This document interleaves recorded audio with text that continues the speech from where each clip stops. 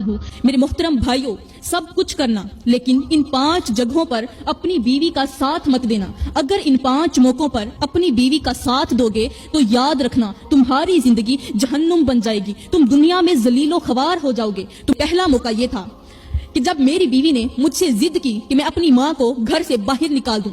वो कहती थी कि या तो तुम अपनी माँ को इस घर से बाहर निकालो या फिर मैं इस घर में नहीं रहूंगी। दूसरा मौका वो था जब मेरी बीवी ने मुझसे कहा कि मैं अपने भाई को, अपने सगे भाई को उसकी जायदाद से बेदखल कर दूं। तीसरा मौका वो था जब मेरी बीवी ने मुझसे कहा कि मुझे बेपर्दा रहने दो और जदीद लिबास पहनने दो ताकि मैं दूसरों से ज्यादा खूबसूरत और नुमायां दिखाई दूं। इब्तदा में मैं उसे मना करता रहा, मैंने उसे काफी मना किया, लेकिन उसके मुसलसल इसरार और झगड़ों के बाद मैंने हार मान ली और उसकी मर्जी पर खामोशी इख्तियार कर ली। मैंने कहा चौथा मौका वो था जब मेरी बीवी ने मुझसे कहा कि मैं अपने कारोबार में किसी भी हलाल और हराम की परवाह न करूं और सिर्फ पैसा कमाने पर ध्यान दूं।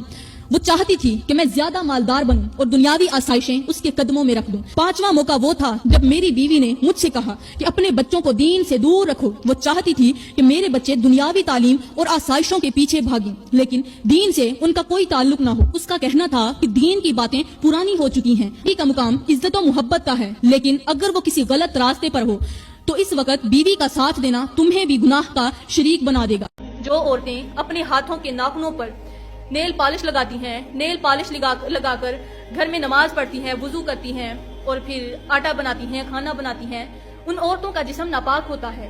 कहते हैं कि एक मर्तबा नाखून पॉलिश लगाने से, नेल पेंट लगाने के बाद औरत उसे मिटा भी देती है, लेकिन उसका जिस्म 40 दिन तक नापाक रहता है। तो प्यारी बहनों, जो औरतें पूरा पूरा हफ्ता लगा कर रखती हैं, जो पूरा पूरा महीना नाखून पॉलिश लगाती हैं, वो सोचें कि उनका जिस्म पाक हो सकता है, कभी भी नहीं। यूं समझे उनका जिस्म पूरा पूरा साल पाक ही नहीं होता, और जिनका जिस्म सिरे से पाक ही ना हो उनकी औलाद हलाल की कैसे हो सकती है, उनके घर का खाना हलाल कैसे हो सकता है। प्यारी बहनों, ये गुनाह घर में बेबरकती भी लाते हैं, घर के अंदर गुर्बत भी लाते हैं। अगर प्यारी बहनों, वालिदैन के बगैर ये जिंदगी बेमायनी है और इनकी दुआएं ही हमारी जिंदगी की सबसे बड़ी कामयाबी है। प्यारी बहनों, वालिदैन को अपनी जिंदगी में ही राजी कर लो, क्योंकि अगर इन्हें राजी कर लोगी तो अल्लाह तुमसे राजी होगा और फिर वो कामयाबियां अता करेगा जिनका आपने कभी तसव्वुर तक नहीं किया होगा। अल्लाह ताला से मैं दुआ करती हूँ कि अल्लाह ताला हमें अच्छी नसीहतों पर अमल करने की तौफीक अता फरमाए, हमें अपने वालिदैन का फरमाबरदार बनाए, हमारी छोटी बड़ी गलतियों को मुआफ फरमाए और हमें अपने वालिदैन की खिदमत करने की, उनको खुश करने की तौफीक अता फरमाए। आमीन सुम्मा आमीन। वमा अलैना इल्लल बलागुल मुबीन।